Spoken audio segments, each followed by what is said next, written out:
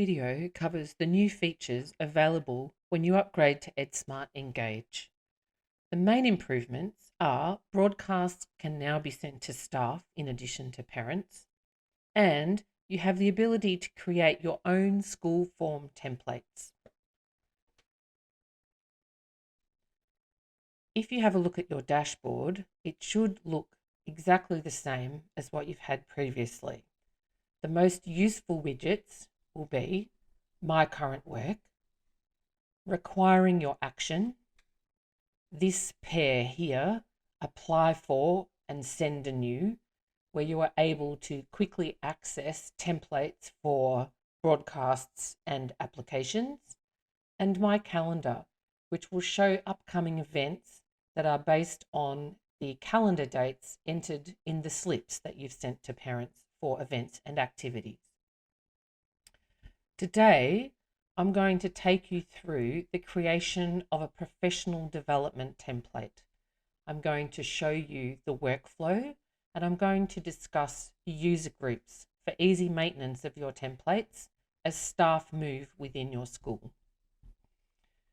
Only administrators or users that have been granted additional privileges, which I will demonstrate later, are able to create form templates. If you are one of those elevated users or regular admins, you'll be able to see the form templates option in the menu on the left-hand side. So we are going to go to form templates, and we are going to add a new template. We're going to create a school staff form, no student. Here you enter the name for your form.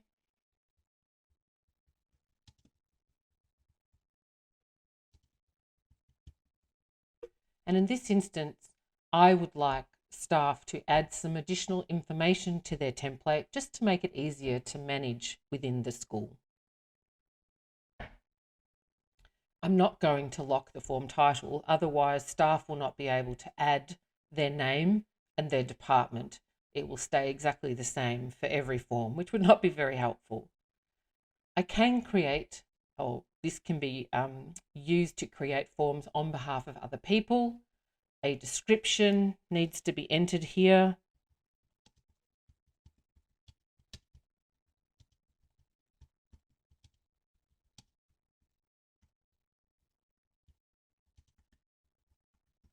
Make it meaningful so that staff know what they're supposed to do with the template. I'm going to allocate it to the dashboard. This is a professional development template, so it would go with the apply for. I'm not going to put it in a category, but if I had categories for school forms, then I would be able to link those categories here, and I don't want them saved to any particular folder. Okay, we've created the basics for our template. Please notice that here there is a form URL. You are able to share that URL with members of staff via a broadcast, maybe link it in a web page so that staff are able to click on that link and it will take them directly to the form to fill out. Now we're going to design our template.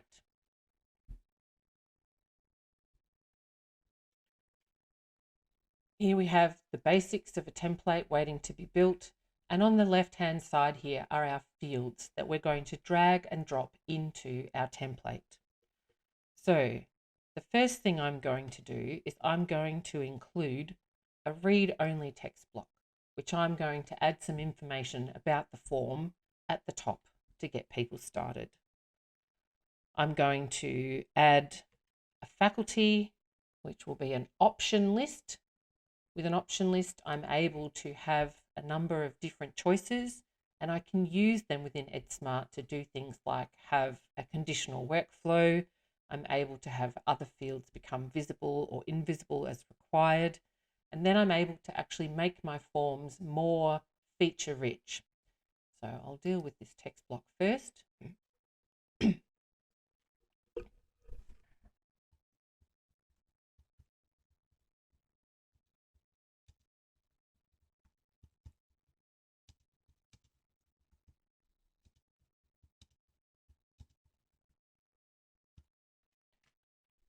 Please remember that you're able to format your fonts. You are able to select colors. You are able to make them bold, underline them, whatever you like, in order to make your text stand out for your staff.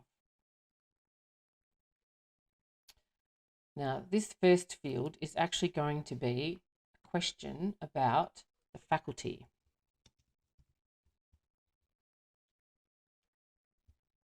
For the brevity of the demonstration, this school has only 2 faculties. It has the PE faculty and it has the science faculty.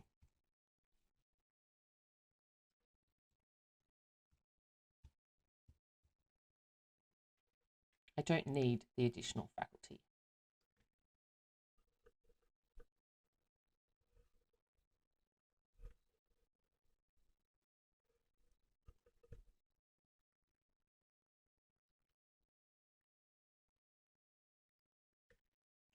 Now, because I'm going to use your faculty as a question elsewhere to make my EdSmart form smarter, I'm going to make this field a required field.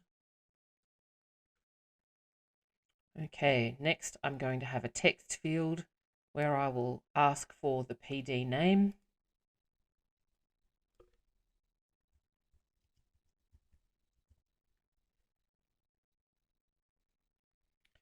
I will have a date field for the PD's date.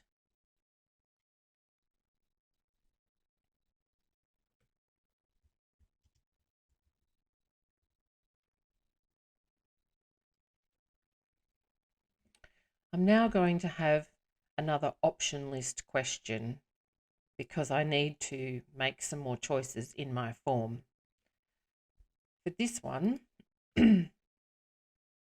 it's a little bit longer. Has this activity been identified as supporting the school's staff wellbeing improvement plan?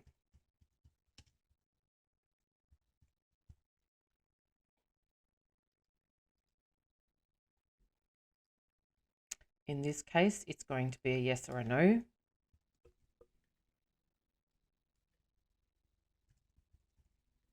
Don't need any other choices. However, if it becomes no, I'm going to add some additional information. This is a required field.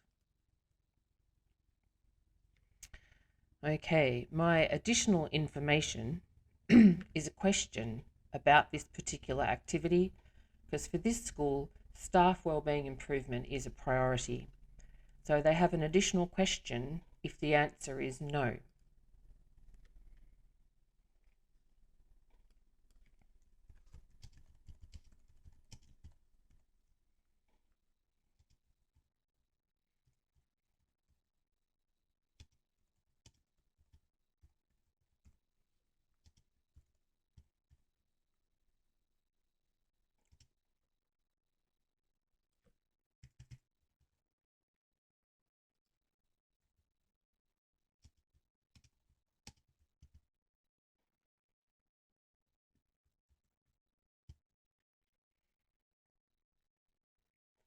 I would like them to enter some additional information here.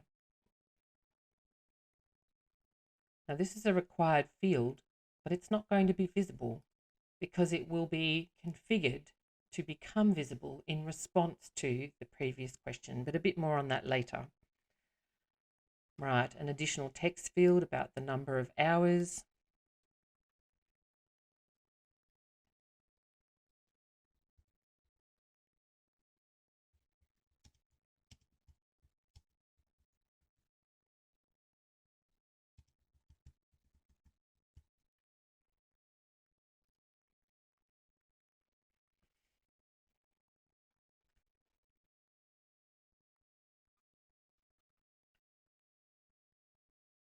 Another option list about the priority areas within the school.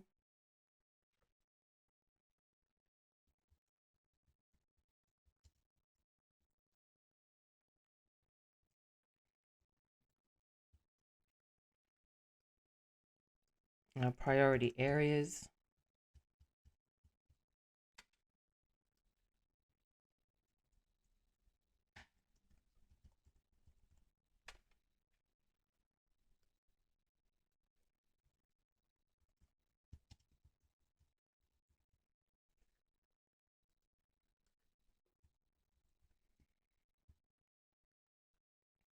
And in this case, because we can't cover everything, we're going to tick this box here, enable other field.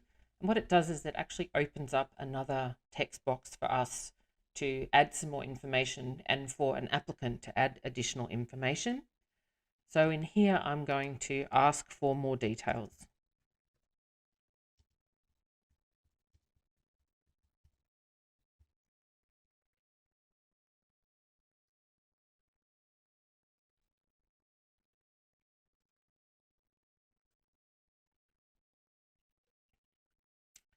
And I'm going to make that one a compulsory field as well.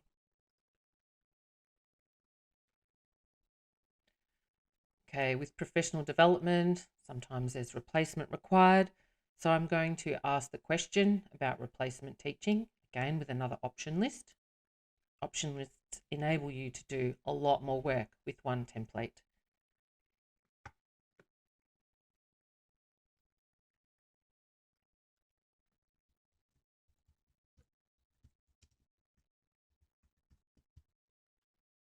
Again, my options are yes or no.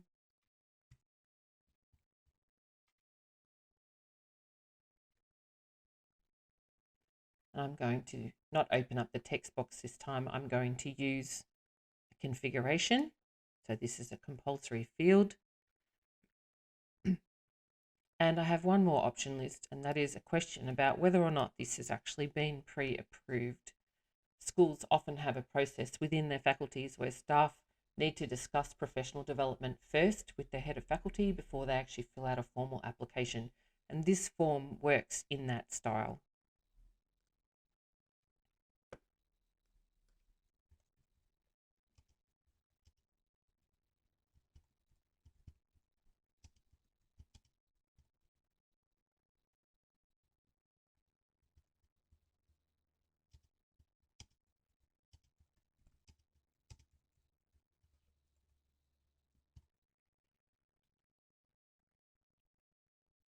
It's a compulsory question.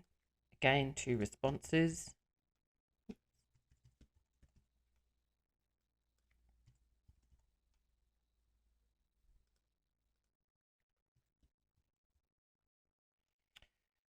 This time, if someone says no, there's going to be a reminder because in this school, this application would not be accepted. And this time it's a warning, so we'll make it red.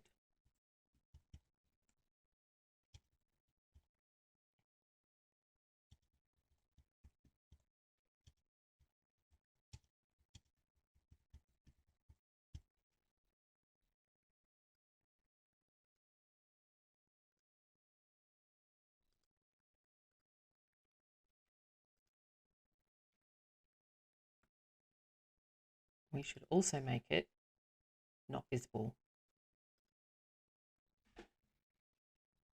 Okay, so these are our basic fields in this template. It's a very simple example. Now I mentioned that there are a few configurations that we need to actually make for this form. So you'll notice at the top next to design, there's a configuration tab. So with the configuration tab, I'm going to work on, has this activity been identified as supporting the school's staff wellbeing improvement plan and the replacement required. So for the first one,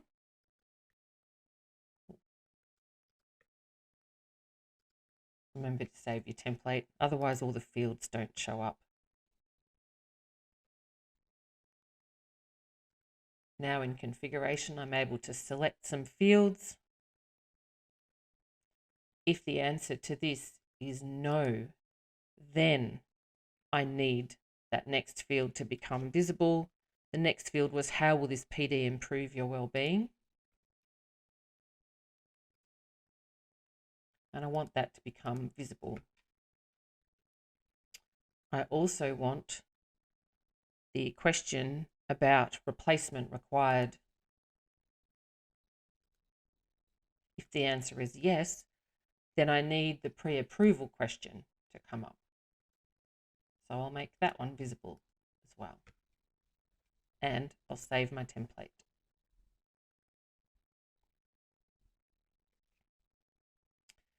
So now we have a template with some fields, some instructions, and some configurations for some of the key fields within our template. If we go back to our form, we now can work on the workflow, which is the sequence that a form goes through before it is complete. Usually for something like this, it will involve an approval and a notification. So let's have a look at that. For this particular school, it only has 2 faculties, so this will be quite a simple demonstration. The basic workflow for a form is that it's created and completed. Usually, a school would have an approval step. If you select approve, and I'm going to put some specific users in there in a moment, but first I'm going to update the step. You'll notice that it creates 2 steps in the workflow. It creates the send for approval and the approve step. I'm also going to add another step here, and that is send notification to staff, so that at the end of it all, some staff can receive an email that says this has been approved. Okay. In the first instance, I need this form to be able to be created by any staff member, so it's left as any user. Once I've created the draft as a user, I send it for approval. So this step also stays as any user. But I don't want just anyone approving this slip. I have 2 options here. They're going to be triggered from the form field, faculty. Now with faculty, I have 2 options, PE and science. Obviously, you'll have more than that in your school, but for the purposes of demonstration, there's enough here. So if it's the PE faculty, I want the head, I have user groups, the head of PE.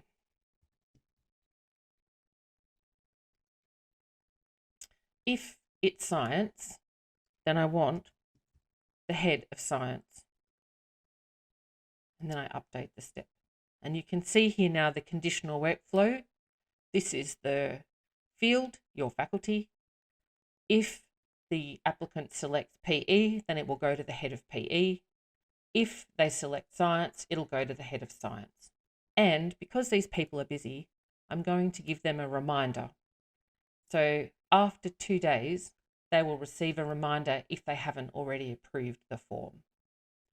I'm also going to send a notification to the person who created the form when at the beginning, and also I'm going to send it to the business manager once it's complete.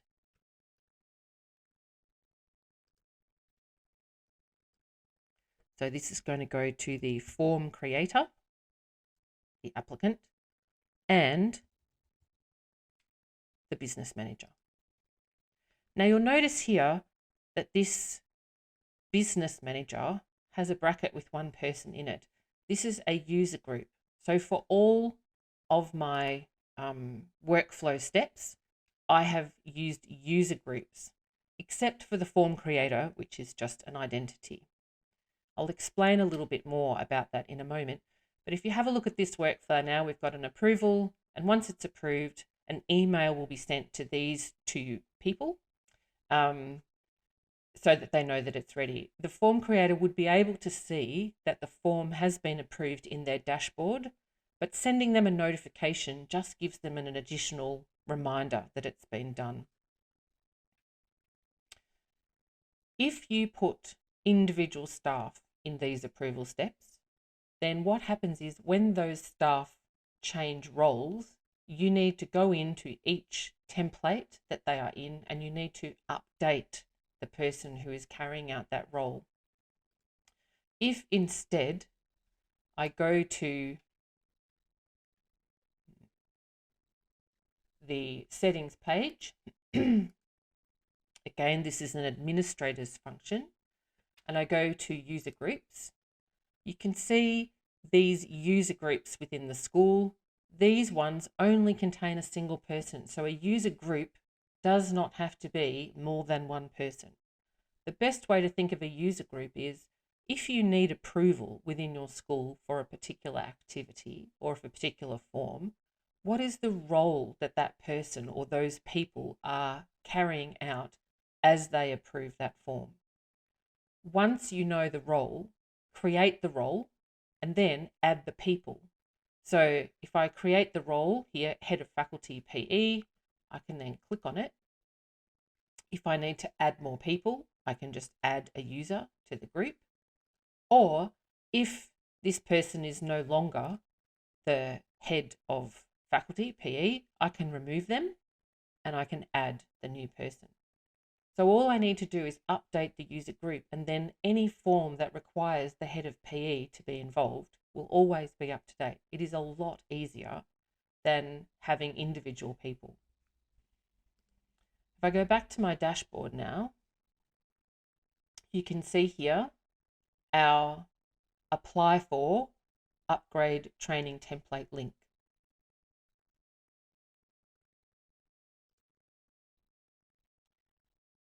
Here we have the dashboard of Harry McCleary, who is an administrator account at this particular school.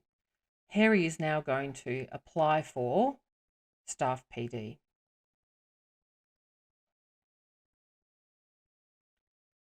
So Harry will put their name here.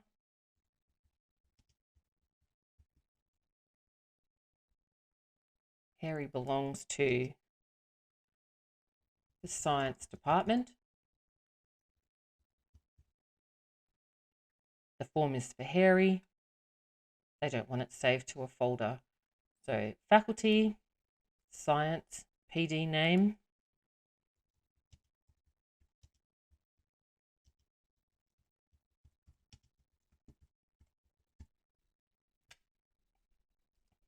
The date.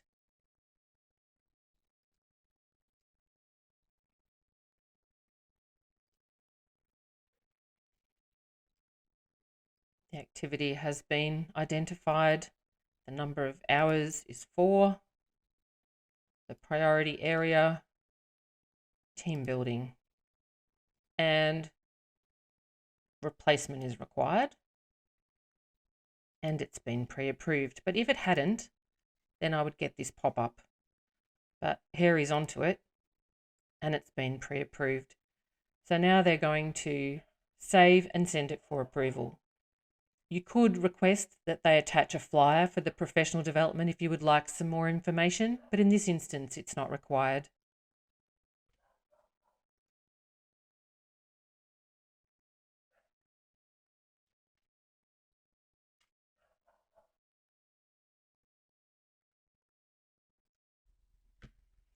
Now, on Harry's dashboard, you can see their form upgrade training template is currently pending approval, and the person who will approve it is the head faculty of science.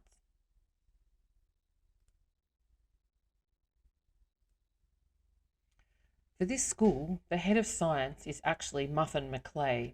So we've just popped over to Muffin's dashboard to have a look. You can see the upgrade training there for Harry McCleary is waiting for approval. Under the requiring your action widget for Muffin McClay is this particular template. So let's click on it now.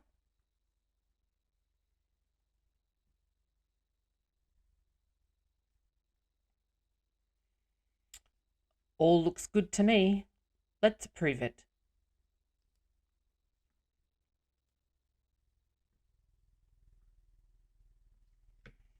If you have a look at this template, you can see that it's now actually complete from Muffin's dashboard all the way through to the notifications.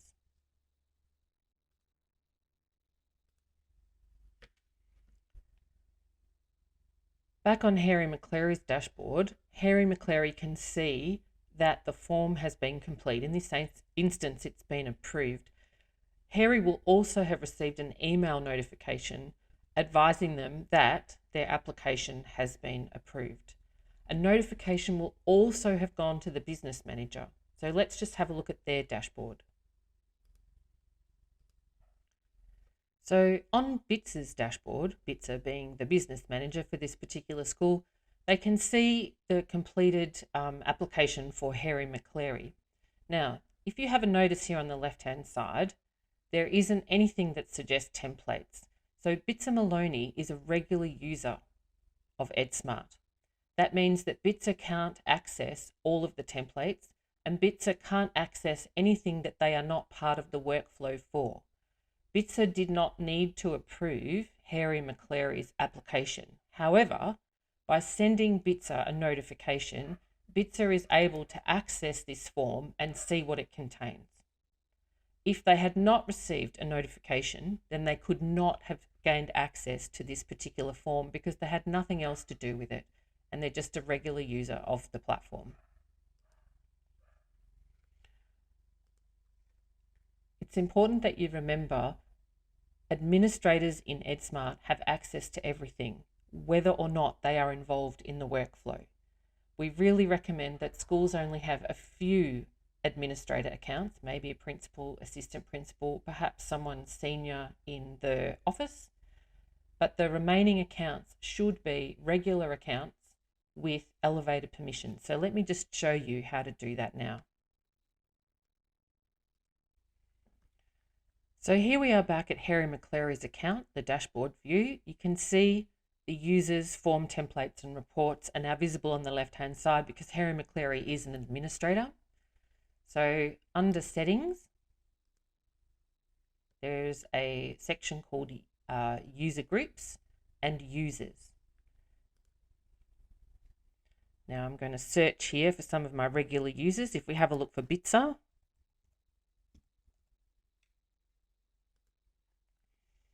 I'm able to edit BITSA's account. Okay, so BITSA is business manager, that's the user group they belong to. I can give them permission to manage templates down here. Now in this instance, BITSA does not have permission to manage templates, but I could change it to yes. There are a number of other functions that can also be granted as elevated permissions to a regular user. You do not need to make users administrators to give them access to other parts of the platform.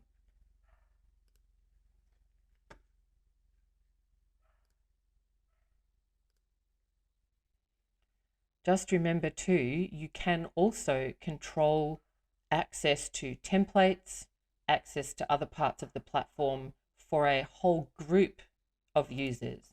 So again, in settings, user groups, we've been here before, remember, we have our principal who will be an administrator anyway, but perhaps if we have a look at the head of PE and the head of science, they're regular users on the account. Let's have a look at how we might control their access to different parts of the platform for a whole group. So if we look at the group here, they are able to edit activity care information. They're able to create broadcasts. You could say they can only view broadcasts created by others, but this is a head of faculty, so there's no need to do that. You may be using SMS, but you may not want them to. Parent-student slips, they are able to create them from a template or only view. You could restrict them to particular student lists. You could also restrict them to form template categories. So perhaps members of the regular office staff, you might want to restrict them just to the templates that relate to office functionality, just to reduce the overload of things they'll be able to see and access on the platform and make their job easier. With school forms, they can edit or view. And only the user slips or forms. Usually the default for this is no, but you may wish again to reduce the confusion that a user may feel on the platform because they're not here very often, and you may just restrict them to the slips and forms that they create.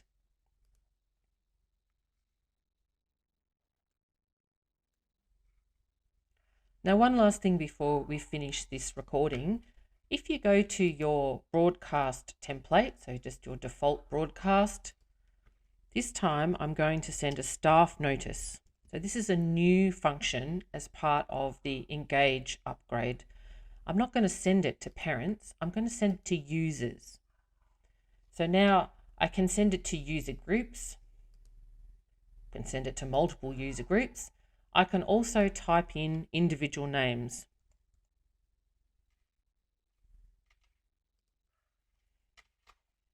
I can select my broadcast time.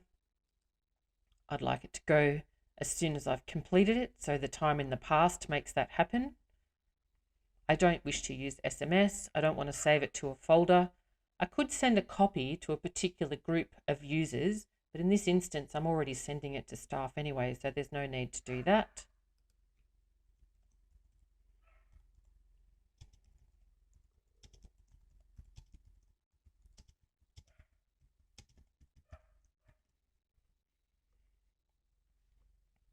I can add an attachment if I wish.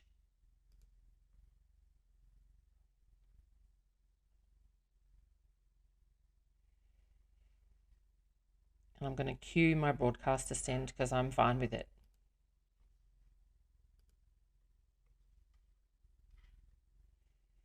Notice for a short period of time you can cancel the sending of a broadcast. It's not immediate, even if you've selected a time in the past. You do have a minute or two's grace period, but I don't need that because this is all I want to say.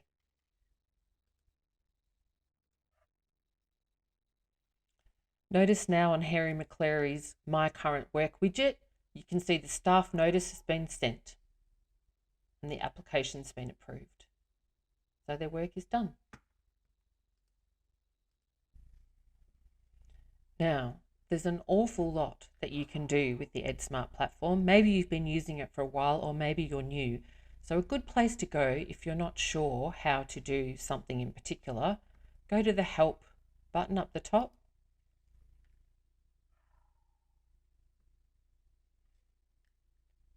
And it'll open up the Department for Education's User Manual Index. And you'll notice down here we have things like user permissions, being able to organize or archive slips or forms, categories, your dashboard widgets, etc. More information on building templates and more information on workflows, sending slips, and various other functionality.